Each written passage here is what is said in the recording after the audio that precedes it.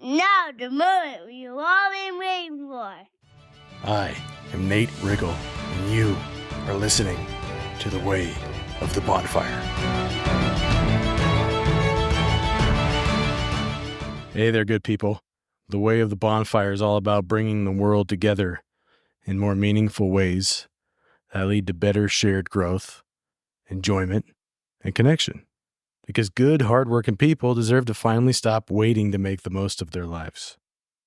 Before we dive into today's episode, I want to call out that this is part 4 of 5 of a connection challenge designed to help anyone listening take action on getting more strength of true connection back into their life and work. And that all has to start with a connection to yourself. So if you didn't listen to at least episode part 1 of this challenge, I recommend you do that first, because you won't be able to do any of the others if you don't at the very least take inventory on your relationship with yourself. Like if you're going to skip any one of these 5 parts, don't let that be part 1. All right, let's go. Today's such a crucial foothold of connection that adults, especially those over the age of 30, tend to undervalue, like a lot. To this point, we've covered the following footholds. Number 1, as I mentioned, connection with yourself. Number 2, connection with a trusted guide or guides. Number 3, connection with your team, which could include your family, your spouse, your work, or anybody that you're building something with. And part 4 of 5 is connection with friends. Man, this one is important. Adults, especially as they get older, and this one kind of blindsided me. Like I didn't see it coming because I've always been like a pretty social guy. I should say, maybe not always. There are times when I was younger that I was like, no. But adults, especially as they get older, tend to undervalue this one by way too much, or they just slowly lose awareness of its power due to the demands of life and increasing responsibilities of work and family and other obligations in 1,000 different forms. And maybe also distractions, probably also just all the many distractions that are out there. But the ironic thing here is that those demands and responsibilities become a major source of overwhelm and stress that having strong friend groups can be the ultimate antidote to. You see the conundrum we're in. And yes, I know that sometimes having friends can be overwhelming itself with too many invites and demands, especially if we feel like we can't say no to anything. Just barely finally learning that after 40 years. It's brutal when you become a parent or you advance in your career to a point where you can't just say yes to everything anymore. And you start to feel all kinds of like you could, if you don't know how to set boundaries or just realize like, okay, I have to pick and choose what I'm going to allow in here, then that'll just flood you. And let me speak with the men in mid-career or building a business right now who are between the ages of 30 to 55 with kids still at home. I see you. I am you. And it's not okay that you think you don't need true guy friends anymore. Like you think that's a thing of the past. Like that was for kids or something. And moms and dads tend to be really bad at letting this slip from their must-haves. I'm not sure how else to say this, but to say that moms and dads, you both need friends. You should be each other's friend, yes, but not the only friend for each other. Women need girlfriends and men need guy friends. It's not complicated. Stop trying to complicate it. Not everything has to be so dang serious all the time. In fact, you have a huge void to fill if it is serious all the time. And good friends help you fill that void. Like sometimes they help you remember who you are at your best if you forgot. But also they just help you lighten the heck up. There's a ton of research in psychology and neuroscience behind all of this, but let's just skip that. Just go look it up if you think I'm full of it. There's a serious friend recession happening out there. And I'm not saying that because someone else said that. I've seen it firsthand in every single conversation I'm having with people in the middle. I call it the middle right now. Kind of that age group where you're an adult, you've gotten past your 20s and you're like in the middle of it all right now. We have to take care of our families, but part of how we do that is by taking care of ourselves. And part of how we do that is by having friends and doing stuff that allows you to take off your mask and just stop trying so hard to be perfect or good enough. Friends don't care about that. Not the true ones. And all the excuses we come up with for why we aren't doing anything to rebuild here. I don't give the smallest crap about whether you are an introvert or an extrovert or an introverted extrovert or an extroverted introvert or an ambivert or whatever they wrote in that book that everybody just, oh man. You know how some conversations, it's just like, please not this again. Where it's like, okay, let's talk about the weather for a half an hour. I'm like, oh my gosh, can I disappear right now? Like, if it's relevant, I'm going fishing or something. Like, yeah, let's talk about the weather, but not for the sake of talking about the weather. And let's not talk about, sit here and compare personalities, especially this one right now as an excuse for not having friends. Please just be quiet with that if you want to be my friend. Like, I don't want to hear you're introvert, extrovert, blah. I'm not being insensitive. I'm trying to help us remember that we are either being flat out lazy or making excuses or overthinking the heck out of it when it comes to the connection for friendship. If you're like, I just don't need friends anymore. My family are my friends now. Or I have my work. Or I had friends, but I didn't keep in touch very well. And it would be weird to call or text or re-engage with them now. Says who? Have you tried it? It's probably just a story you're telling yourself. If it's awkward, that's even better. Something to laugh about. And the people who really were or are your friends would probably love busting your chops about it and show that they love you anyway. And yeah, maybe they won't answer, or they'll blow you off or whatever. Like if they act weird, good. Live a little. I'm not saying you should call back people that you purposely stopped engaging with for very specific reasons. Like, listen to any freaking podcast in the world, and they're going to say, cut the toxic people out of your life. You're the average of the 5 people you spend the most time. So make sure you know who those people are. It's like, it's not a freaking math problem. Just don't call it. Like, if you're not excited, like if you don't get excited or happy when you think about this person that maybe you want to re-engage with, then don't do it. I'm saying call the ones you wish you had kept in contact with over all these years, or over the last 6 months, or over the last decades, or text, or just message them on one of the 100 software or social platforms that are available now. I'll give you the exact process for knowing what to say. It's 1 step. Hey, John, just thought of you. I was like, you know what? I'm going to call him and catch up. Bam. You're off and running. You just re-engaged, and it was perfect. I know you have a million things on your calendar and can't even get to those fast enough. I know you just want to veg out and numb out with the 1 hour you have to yourself this week. And you're like, haha, 1 hour? I don't even have that. Yeah, you do. Stop scrolling. I know you are busy with all the kids' activities and church and work deadlines and obligations and adult life and think you don't have room for anything else right now.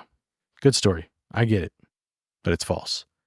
If you did step 1 of the connection challenge, part 1 of 5, you would realize that you have to stop lying to yourself about stuff like this. Creating, building, and maintaining friendships is the most easily accessible but untapped superpower in the whole wide world in our modern day. The reason you don't see what you're missing here is because you're not looking. I bet if you think about anything, and I mean anything that you're grateful for, it's been made possible by friendships. And don't get this twisted. There may have been other types of relationships and willpower and effort and luck and stuff in the mix, but you're giving that stuff all the credit in the story. Good things happen because friends look out for each other. You probably exist because a friend introduced a friend to another friend. Like, you wouldn't have been born if there weren't friendships. And please don't look past I like this. Don't overlook the overlap. Ooh, that might be a Riggleism there. What do I mean by that? I mean that the title of friend can overlap in any category. People say parents should be parents, not friends, so they don't forget to parent and have boundaries and teach their kids what they need to learn. Not everything is either or. Like we do too much of that too. Not everything has to be either or, especially with relationships. Like if I did a poll to ask the whole world who considers their parents to be their friend, you think it would just be a bunch of criminals who said yes? Come on. My dad was one of the best friends I ever could have wanted. And he still is. It's just harder to connect with at the moment. And there's strategies for that too. I can connect with him by doing stuff we used to do together. Anyway, on that same topic, like if you're a manager, you should not be their friend because then they will abuse the relationship and it won't be good for them or you. The best I've ever done for any boss has been the ones I consider to be true friends beyond any work setting. And I did good for other bosses, but I just didn't have the motivation or the will or the desire to go kick down every single door for them. I just did what I was supposed to do. And those are kind of like the examples of the overlap. As I talk about, like everything comes from good friendships, right? And yeah, the point of this is not to like make everything into a friendship, but to have good friends and good lasting friendships that aren't just kind of this flash in the pan. Because the greatest opportunities of my life have come from just random conversations with good friends.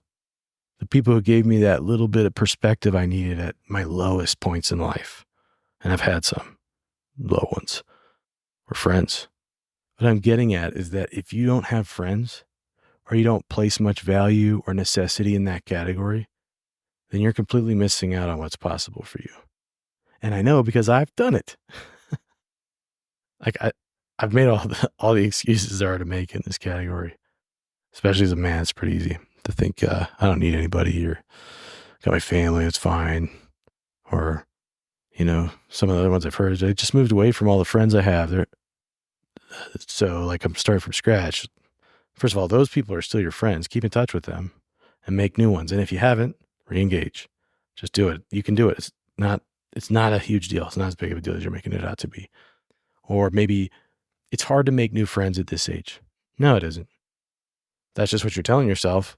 So you don't have to try. Well, I don't want to force it. Oh yeah. Please don't do that. That's not friendship. That's neediness and desperation and just being weird. Like and annoying. Like don't try to force. That's not what we're talking about here. You're like, oh, well, I do see some people that maybe I'd like to be friends with, but I don't want to bother them. They seem like pretty private people. Same thing. Just, okay, then don't bother them. You're thinking too narrow on that front. Like you don't have to do something crazy to become friends with people. And I'm gonna walk you through it. Okay. So maybe you're saying I don't feel like I can relate to the other men around me very well. It's just kind of weird. Like, how do you say I want to be friends?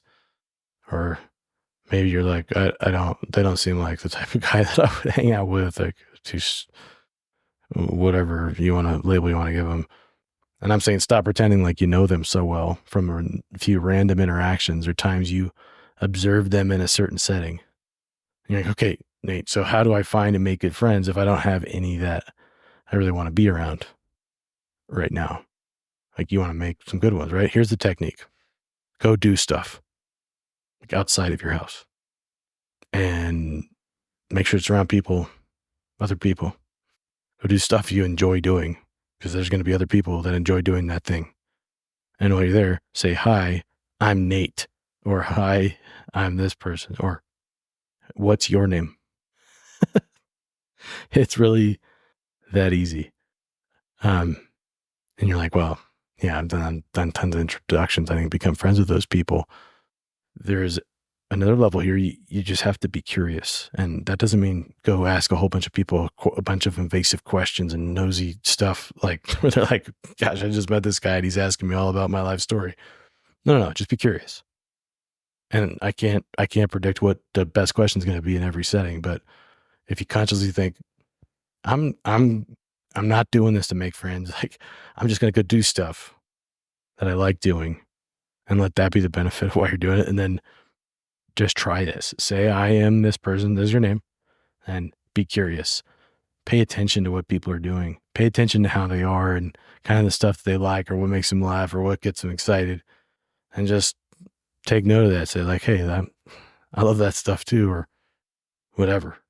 And then depending on what setting you're in, like if you do want to ask a question, don't force it. Just ask the question because your curiosity is killing you. And even if you don't do that, that one will really help you figure out, like, okay, these are my people here. The other thing that you can do is be helpful when you're out doing stuff. You see somebody that you can help, be helpful. And don't think in your mind, oh, I helped them, they should like me and be my friend. No, just be helpful and let things happen and be you. Like, back to that introvert thing. If you're an introvert and you're not very talkative, don't force yourself to be talkative. Just do more stuff. Be around people more often in whatever setting you actually enjoy for your own sake. And don't have a goal to make friends. Have a goal to go do stuff and be curious and enjoy your life and be helpful in your community. Because that's going to give you something no matter what. No chance that you don't make friends if you keep doing these things for long enough. Then once you feel like you like being around somebody just naturally, or they're just an interesting person that kind of feels like a friend, you can be proactive and invite them to other stuff. I know it seems silly that I have to go through this, but we're either not trying or we're trying too hard. You gotta let friendship happen, and you gotta go do stuff so that it can happen. And just to make sure that we're covering all the bases here, maybe you have some friends, but you don't feel like you have a great connection with them. How do I create better connection with my friends? Like I said before, think of this word, re-engage. Or if you just made a friend, stay in contact with them. Or if you're moving to a different point in your life, decide right now you're going to stay in contact. And if you don't beat yourself up. Just when you think of it, re-engage. And be you. Again, be curious about their hobbies. Ask them to help you think through stuff. Then it's not all weird. Or ask them to share their opinion with you on something. These are just ideas, but like they work. And that's usually what I do. And actually mean it. Like don't manufacture anything. Don't just, the other thing that people do that screws it up is they just, once they feel like they're having a good conversation, they want to be vulnerable. And they're like, oh, especially with men, it's like, don't just dump all your problems on other people. Like, if you trust them, then yeah, like, well, whatever, you know what to do there, but do be there for them if they're the ones doing that. And don't be a me monster. Like Brian Regan says, you go to a dinner party and there's a guy like, me, let's talk about me. That's one of my flaws. Obviously, I got a little bit of that in me, a little bit of that in me if I'm sitting here on a podcast just talking out into the world all about me, and all my thoughts, right? When you're with other people and you're having a conversation, just be aware of the me monster. Let it be somebody else's moment to talk. If you have a little bit of that in you, if you don't talk enough about yourself, and maybe people will be pumped to hear you speak, even if it's just one little thing. So the challenge for step 4 is 3 parts, and I hope you're game for it. Number 1, go do one thing that you enjoy that requires you to leave your house and be around other people this week. Introduce yourself by saying, I'm whatever your name is. That's it. So that's number 1. Number 2, call, text, or chat 5 friends. I don't care if they're your current friends or your past friends. And number 3, invite someone to something. Go get them. Hey, thanks for listening to this episode. I love the chance to make your day better in some way, whether that ends up being just a quick reset that you needed to change things up, or even just a laugh or some fresh perspective. If you're getting value out of it, can you please do me a favor and share it with someone else? Because as more people find and listen to the show, I'm able to bring more good stuff more often. It is the fuel to the bonfire. Also, I'd love to hear your feedback and any thoughts or ideas or questions you have so we can be more connected and make the show even better with your input and your inspiration. The quickest way to do that is to send a message to my Instagram handle at Way of the Bonfire, which is also included in the show notes. And if you just want to avoid accidentally scrolling on social media, you can send me an email at nate@wayofthebonfire.com. And you know it, but make sure you click that follow button so you can catch new episodes as soon as they're available. Keep tending the bonfire, and we'll see you on the next one.